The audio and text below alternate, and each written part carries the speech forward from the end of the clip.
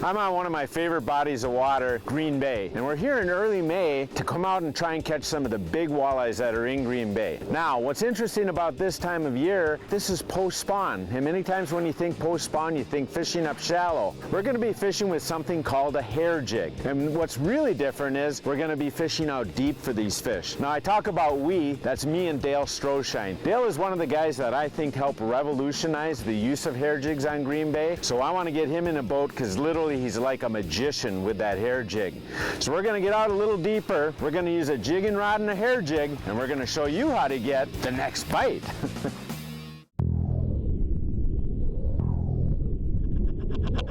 Just looking for the next bite, next bite, next bite. Just looking for the next bite.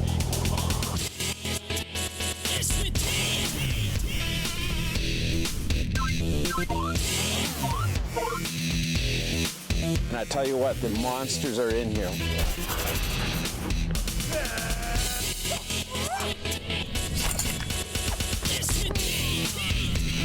You know, this is a popular fishing area with all these lakes around here.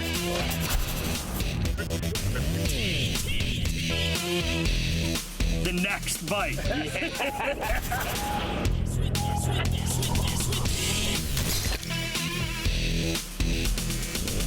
The next bite.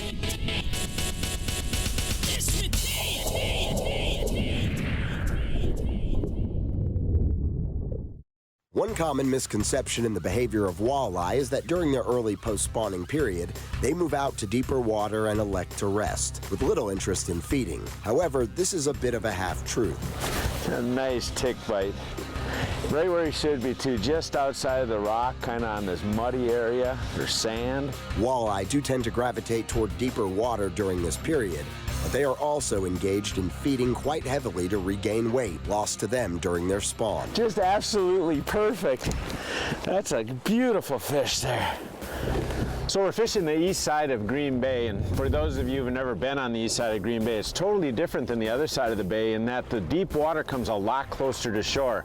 And this happens 10 miles south of Sturgeon Bay, all the way up to the north, all the way to the tip. So you got a lot deeper water. Now this time of year, these post-spawn walleyes actually like rock, but they aren't actually in the rock. Where I catch them is just outside of the rock or near rock.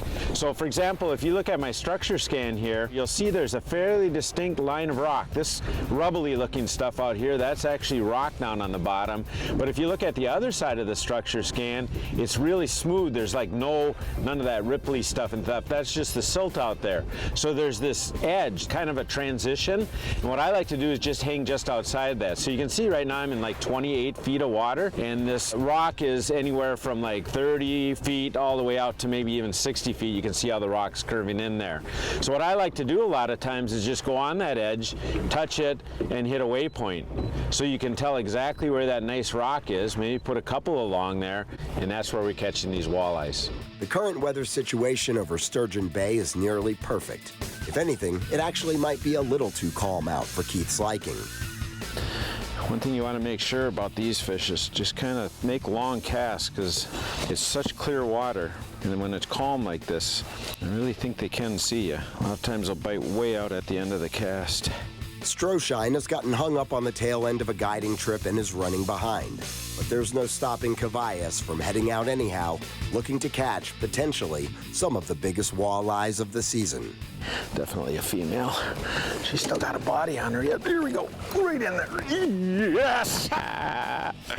Oh man, this thing is heavy. Look at this thing. This thing is a beast. Just a beastly thing. This is the thing about Green Bay. There's a lot of really nice fish in it, but you can still get a true trophy out of here. And again, this one here, after I let it swing down and hit the bottom, I just went to pick up and you could just feel some mushiness or weight. And there are a few rocks around, but I set the hook and the big old rock started swimming. Look at that thing. That's a beast. And heavy. This is one of the post-spawn females that is actually starting to eat good again already. Her fins are all nice and pretty clean. That's a gorgeous fish, and look where I caught him. Just right perfect side of the mouth. Black and purple hair jig. Gotta love that, like that. Yeah, Dale, you should have come out this morning. I'm sure we'll get some this afternoon, but look at that thing. It's a beast. There we go. There we go, young lady. I'm even gonna get my hands wet for you. Oh, yeah. The next bite is brought to you by Mercury Marine. Go boldly. Tracker Boats. Fish the finest. Bass Pro Shops and Cabela's. Your adventure starts here. Berkeley. Catch more fish.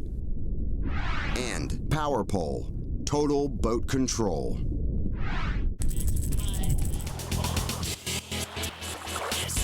Closed captioning for the next bite is provided by Precision Trolling Data, the authority for crankbait diving depth information. What's interesting to me about hair jigs is they're not really new to walleye fishing. I can remember fishing tournaments back in the 90s when guys were using hair jigs. Some people would ask, well, do you got to do a lot of things different with a hair jig than other jigs? No. What you've got to do is very similar to any other deep fishing. You first of all got to be able to feel that bite, and that can be either that as the jig is gliding, that little tick of a walleye sucking it in, or secondly, it can be that mushiness of when you go to lift the jig and it's actually pinned it to the bottom and you just feel the weight of the fish. So you got to feel the bite. Secondly, and real importantly, deep, you got to be able to drive that hook in that fish's mouth. A lot of times we're making long casts, it's deep water, and if you don't move that hook in its mouth and get it punctured through its skin, you're going to lose that fish because they clamp down so hard. So what I like to use is first of all a medium light rod. I'm using a 6'3" rod here, but it's got a fast taper, and that means it's got a lot of backbone in it. So when I set the hook, it's going to drive in. Probably as importantly is I'm using a no stretch line. I'm using a 10-pound nanofill here. I know Dale likes to use a 6-pound Ultra 8. Either one is fine. It's no stretch. Either use the crystal white or you can use the solar color because you got to be able to see these fish. But then real important is because it's such clear water, you do want to put on that 2-foot liter of fluorocarbon. We're using 10-pound test fluorocarbon here. Now, one thing a lot of people don't think about is their reel on this. Obviously you want a lightweight reel, you want something that casts a long way, but what a lot of people don't think about for this deep fishing is you want to crank down that drag pretty heavy so that when you set that hook, you get that hook penetration into that fish's mouth. So high sensitivity to feel the bite, good strength to set the hook, tighter drag to really drive that hook home. Dropped off a little bit deeper in this calm weather, probably bidding like 28, 29 foot. I work my way back. I'm certainly gonna need a net for this one. I just thought I gotta slip a little bit deeper. It's so calm out right now. The weird thing is they're calling for a big storm this afternoon. So this is kind of like the calm before the storm, but well, Dale's gonna wish he was out here for this one. I'll tell him about it. I'll tell him to watch the next bite. He can see all about it. Oh, there he is. Yeah, that's a good one. Oh boy, he's a beast. Oh, here he is. Oh boy. This way. Ooh, I got him. This is a really good fish. Oh man. Oh, look at that. There is a spawned out female, no doubt. The old XPS hair jig there. Look at how it ate it. Like I said, when I felt it was just that's them coming up and sucking on it so hard it basically ticks the line. With that nanofill, you can really pound it into them. It's got a few fish in its time, but it's black and white, just a darker color in this clear water. Again, a lot of times in the clean water, that's what you want, and this is what you might get right there. Spawned out female, a little skinny, but really a long one. You can see its tail is a little beat up down there. That's from pounding on the rocks. She's been working hard, and now she decided she wanted a little something to eat. Thought it was a goby. Said, it's got a little hair on it. What the heck's that about? But that will definitely work. So much fun this time of year. So much fun, but just pay it a little bit of attention. If you are marking a lot of fish, sometimes just sliding out a little bit deeper can pay the big dividends right there. All right, get her back in the water. That is a nice, nice fish right there. All right, girl. Oh, she wants to go, and she will.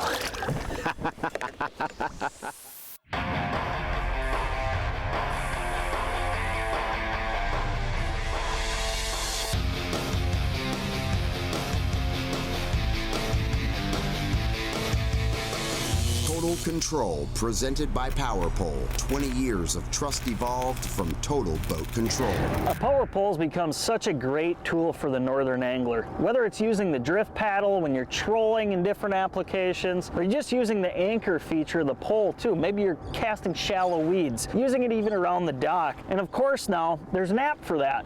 And by what I mean is you can basically run everything you need to run through the Sea Monster app. And it's been out for quite a few years, but there's a lot of different options that you can do now that you couldn't in the past. I mean, obviously, one of the simple things, I've already linked it with Bluetooth to this pole on my boat. Go up and down with the pole, obviously, right from the app. You can adjust the speed settings. So if we go all the way up to 100%, move the pole up, it's going to move as quick as it can. When you go into system configure, this is where it gets really pretty cool. You have all the different options to run the pole with different remotes, a dash remote, foot switches. There's all these different options, and you can actually adjust the settings from each of those remotes within the app as well too. When you look at something like bottom type and configuring it, they'll basically adjust the different tension that when the pole's down of what it holds. So harder bottom, it's going to keep it stuck down tighter than what it would on a soft bottom. But one of the most important things I think, of course, is to be able to run diagnostics on your pole,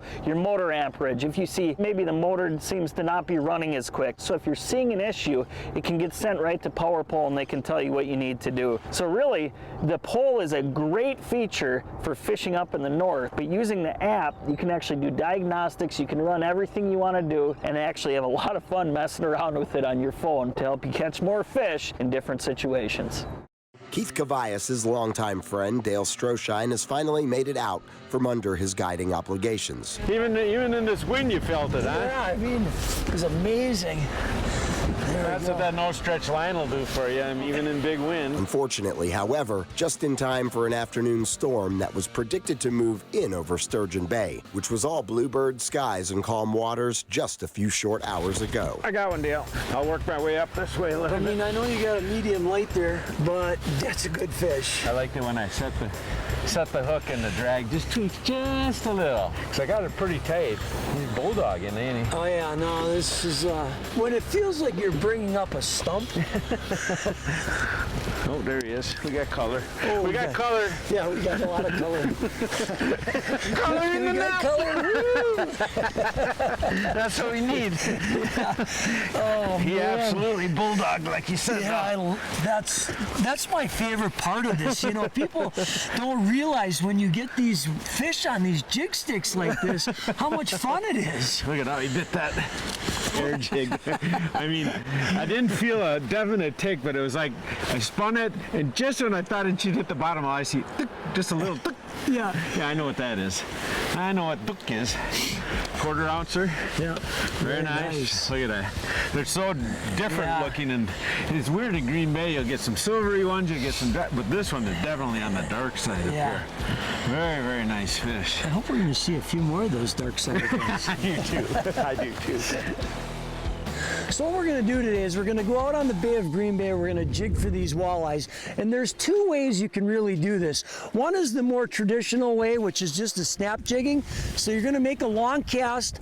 Make sure before I start that I've made contact with bottom. So the traditional way is snap, reel up to slack, and then let it hit again. It's imperative, again, that you make contact with the bottom. I firmly believe this is what creates the strike. Now, the other way is something that I use for my clients because I've only got 6 hours a lot of times for them to figure it out. They don't get a chance to fish all the time like me or Keith. And so what I'm doing now is I just turn the handle and I'm accomplishing the same thing. So you can do it one of two ways. One is traditional style, and number two is by just turning the handle. So that's my tip for you when you come out here and jig the Bay of Green Bay.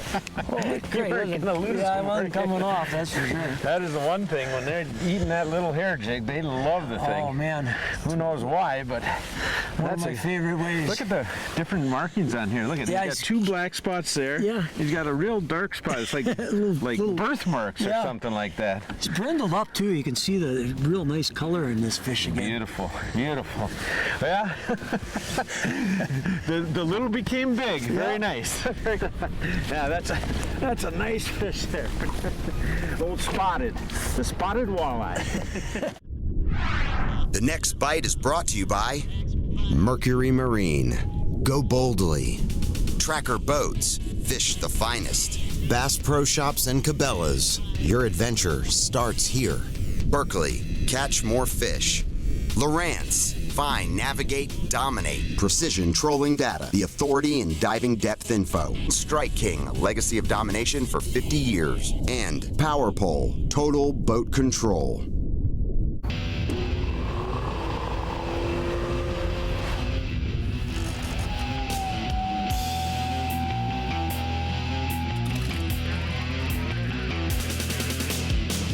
Topics, leading information, and tackle and techniques to make you a better angler. Presented by Mercury. It's time to get things ready for winterizing, but you can see it's been sitting in the water all summer, and the logs, the pontoon logs, end up getting kind of a grime on them. These things are impossible to clean. I've got a cool tip. You go to your local Napa automotive store, and you get a product called aluminum brightener. I get them by the gallon jugs. They're not very expensive. You pour them into a little spray bottle you can get at, any place for $1.50. And then you just spray it on your pontoon logs like you see here. This stuff's pretty amazing. You can rub on it a little bit, but for the most part, you don't even have to do that very much. You can see we've only done this for a little bit with no effort. I haven't even touched a rag to it at all. And look how it ends up cleaning up the pontoon logs. It doesn't take you any time at all, and you can clean your whole pontoon. It really doesn't matter how much water stain you have on it. That's a really great tip for all of you out there to get your pontoons cleaned. Even with the inclement weather bringing some additional cover to the surface of the water, Keith Kavajecz and Dale Stroshein are still utilizing longer casts out to these deeper dwelling post-spawn walleyes, thus giving them space due to the natural underwater clarity of Sturgeon Bay. Come on, that's a big walleye. It's a walleye, my God, it's a walleye. It's obvious that there's a lot of truth to the fact that these Lake Michigan walleyes are indeed bulking up. Post-spawn, and a major key has been in the action of the hair jigs mimicking smaller, more common bait fish such as gobies. These are post-spawn fish, but they're starting to, you can tell they're starting to eat again. Well, you could see how aggressive that fish is, and that's what happens, like you said, when we start getting into this post-spawn bite, because it's been a long winter where they've been not eating much, It's only 43-degree water, but man, it had a lot of fight in it. I want to talk a little bit about the hair jigs we're using. What's interesting to me about a hair jig is it's a jig that you don't tip with anything. No artificial, no live bait. You just let the hair back here be the attractor to this. This is on Green Bay. One of the most common bait that they eat down there is the goby. And if you've ever seen gobies on the bottom, they kind of just dart around, hop between rocks. And so walleyes get used to seeing that. And so we make these short little strokes as this jig is falling down, the hair moves a little bit, but it's a lot of times actually when it gets real close or actually hits the bottom that the walleyes will pin it down to the bottom, and then when you stroke again, you'll feel it, or if you're lucky, you'll actually feel the bite when they actually bite it. So darker colors when the water's real clear like it is now. If it gets a little bit dingy, don't hesitate to go to something like a white and chartreuse, white and white, a little bit brighter lures like that. When you're looking at the sizes, 1/4 ounce if you're fishing fairly calm conditions like this. If the wind picks up though, which it often can, go to a little bit heavier, 3/8 ounce jig, and you'll be just fine. Keep it near the bottom, hop it around, and it'll catch you some walleyes. He's coming, I'm telling you what, this one's really bulldogging. Get the net for you. Well, we like bulldogs. All right. I'll get up here with you. I'm coming. I thought I saw a little glimpse of him. Yeah, this one's got a little. I don't see him now. Keith. There he was. Bring him this way a little bit. There we go. Boy, she's a bouncing a little now, isn't it? I'm telling you what. Let's get this one out of here Look quick. at how he smoked it. Oh yeah. He smoked it. It's Look way in at there. Jig way in there. All right. Well, I'll tell you what, young man. As always, great fishing with you out here. Yeah, Keith, I'm telling you what. Look at how chubby that one is. Beautiful, beautiful walleye. And I think based on what these waves are doing, it's time to head for Old Sand Bay, I think. I'm in agreement. That is a great fish. Great job. All right, man. I'm going to start calling you Harry Potter, I think. The king of the hair jigs. Magic with a hair jig. Dale Stroshein, a.k.a. Harry Potter. There she goes. The interesting thing about the east shore of Green Bay is it's a much steeper. It's they're out further deeper for marks. You know, marks that I've got. I'm just kind of wandering here, just totally not fun, not right. I'm going on and on. I sound like Dale Stroshein, Chase Parsons. And really have fished more at night. We've always I been. wouldn't go into all that. Huh? I wouldn't go into all that. What the heck? Oh, right under the boat. Well, we got to get bigger than that, don't we? Yeah, I would think so. At least it's here. One's here. And I'll tell you, I can't say enough about. Man, I'm telling you what. Well, I'll tell you what, young man. Yeah, Keith, I'm telling you what. This is called a whitefish. This is not a walleye. They both start with W, but this one ends with whitefish. The Next Bite would like to thank Dale Stroshein of Wacky Walleye Guide Service and Sand Bay Beach Resort. If you would like to book a guided fishing trip for walleye or smallmouth bass, please call Dale Stroshein at 920-743-5731. If you're looking for a beautiful waterfront resort that is just a short distance away from many boat launch locations in Door County, Wisconsin, please call Sand Bay Beach Resort at 888-879-5548.